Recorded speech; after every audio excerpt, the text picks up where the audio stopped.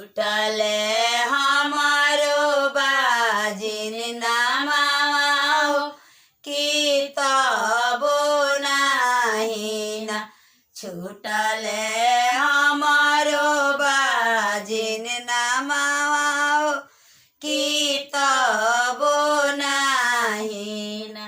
सासू बोले बीराइली ना, नदिया बोले बीराइन हो गोतिनिया हमरे ना।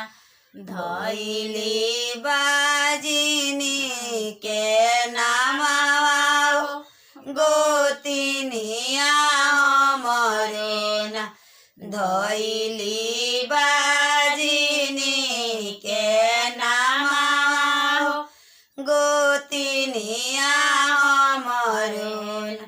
सासू के बोलिया हम आचार घेटरी बननी हो, ननद के बोलिया ना। दुई चार दिन पहुनिया हो, ननद के बोलिया ना। दुई चार दिन पहुनिया हो, ननद के बोलिया ना। सासू के बोलिया हम आचार बटोरनी हो, गोतिनी के बोलिया ना। हमारा फाटेला करे जाओ, गोतिनी के बोलिया ना।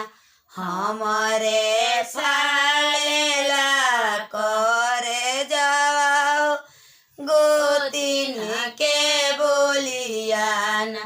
12 बरिस बनी शीतल मैया के मंदिरवा हो, कि तबो नाही ना। छूटले